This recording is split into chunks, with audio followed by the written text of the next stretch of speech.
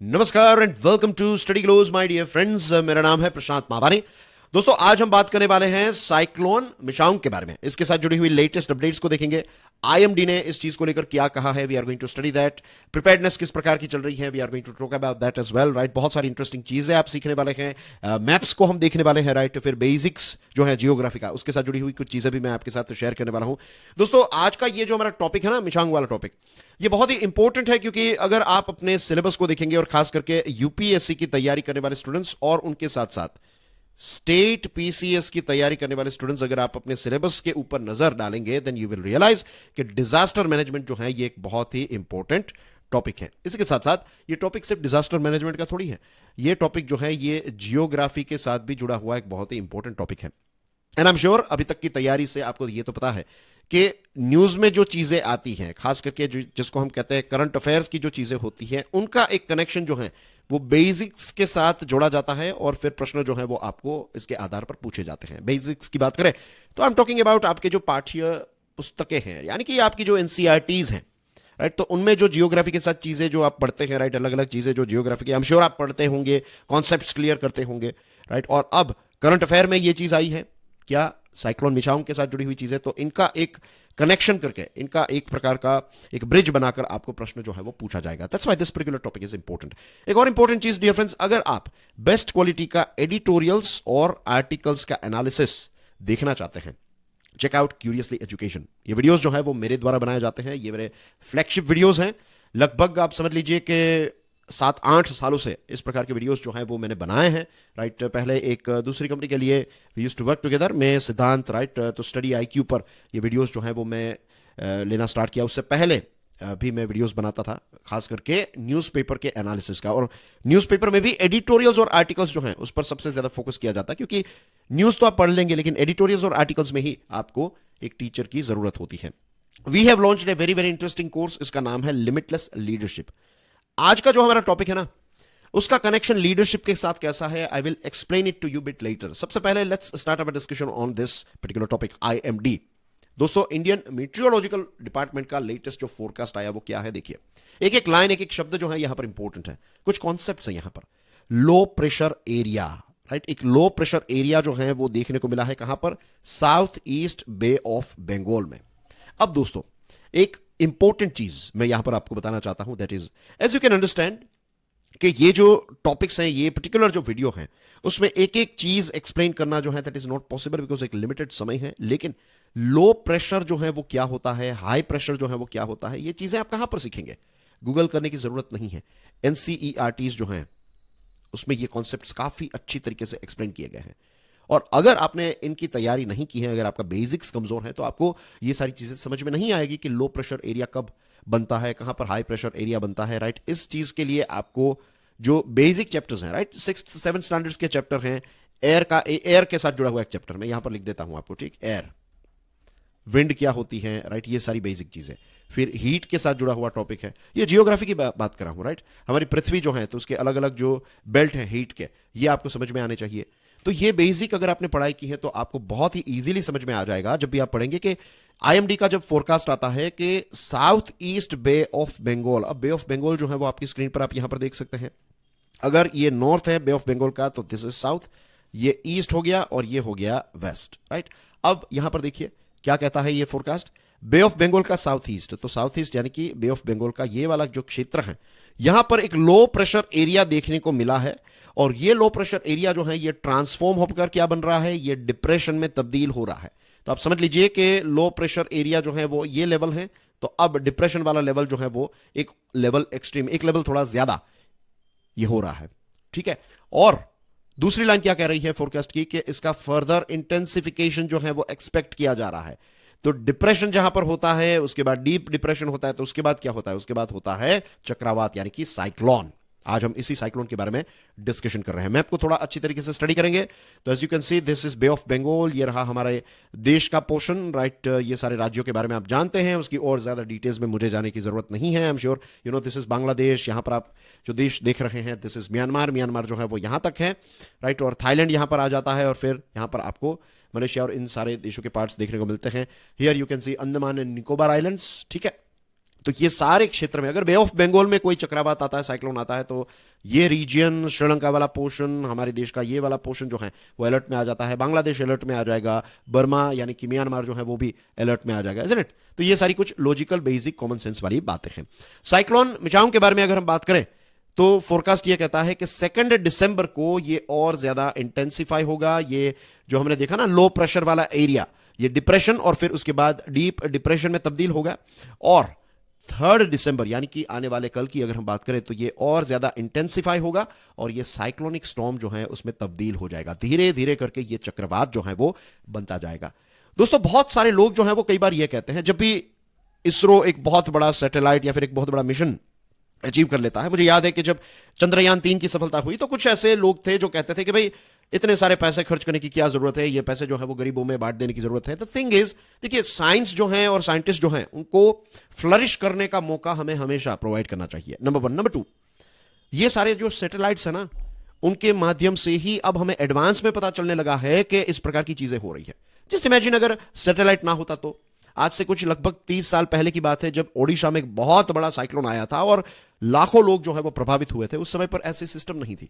और आज वो जो ओडिशा में आया 30 साल पहले, उससे बड़े बड़े साइक्लोन्स आ रहे हैं और नुकसान नहीं हो रहा है, राइट? प्रॉपर्टी का नुकसान होगा लेकिन जान का नुकसान नहीं हो रहा है। द रीजन इज, लोगों की मृत्यु नहीं हो रही है। द रीजन इज क्योंकि एडवांस में हम प्लानिंग कर सकते हैं। तो इस प्रकार का एक विजन जो है वो लेकर हम सबको चलना चाहिए। हमें समझना चाहिए कि साइंस की मदद से हम कितनी सारी चीजें जो है वो कर पा रहे हैं।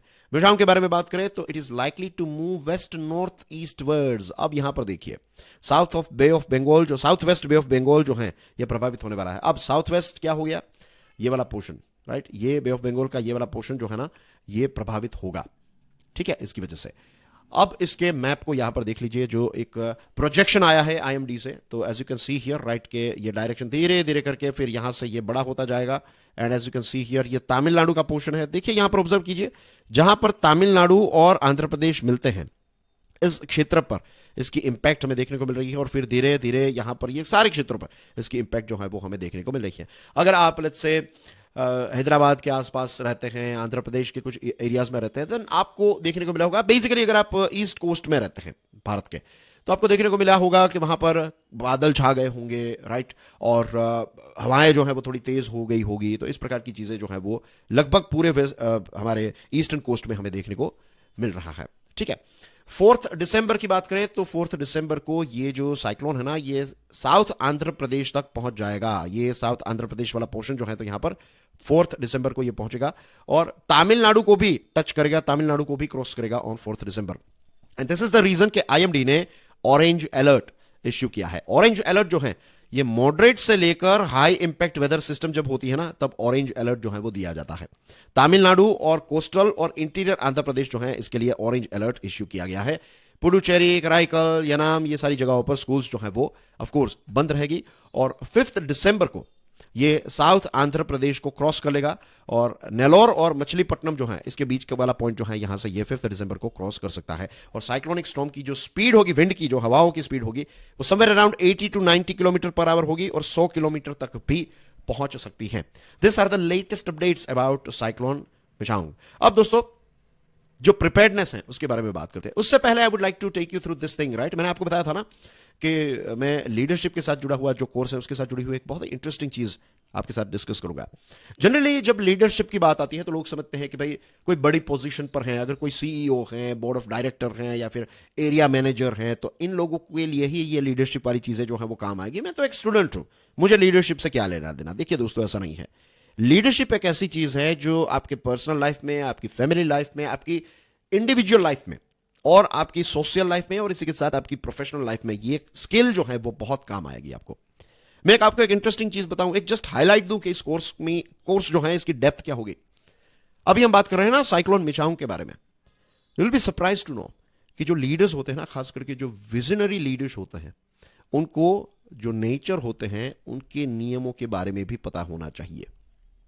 एक अच्छा लीडर, एक विजनरी लीडर जो है, ये लॉज ऑफ नेचर को भी अच्छी तरीके से समझता है और अपने जो भी एफर्ट्स होते हैं उनको लॉज ऑफ नेचर के साथ अलाइन करके चलता है। आई एम श्योर आज की ये जो बात मैंने बताई ना लीडर्स और लॉ ऑफ नेचर के बारे में, ये आपको थोड़ी बाउंस हुई होगी, आपको थोड़ा बहुत हाई लेवल की चीज़ ये लगी होगी, लेकिन ये जो कोर्स है ना, इस कोर्स में बहुत ही इजीली कुछ अच्छे एग्जाम्पल्स के साथ हम इस चीज़ को समझने वाले हैं कि क्यों लीडर्स के लिए ये लॉज ऑफ नेचर को समझना भी बहुत ही इंपॉर्टेंट है। राइट डियर फ्रेंड्स, रेडीनेस की बात करें, प्रिपेयर्डनेस की बात करें, तो आपकी स्क्रीन पर आप देख सकते हैं राइट, एक आईएएस ऑफिसर है, senior IAS officer, cabinet secretary हैं राजीव गौबा साहब, और एनसीएमसी इनके हेड हैं। Right he is going to head this cyclone Michaung के साथ जुड़ी हुई जो प्रिपेयर्डनेस है, तो नेशनल क्राइसिस मैनेजमेंट कमिटी का जो रिव्यू है, क्या क्या तैयार की, ये सारी चीजें जो हैं एनसीएमसी करने वाली हैं।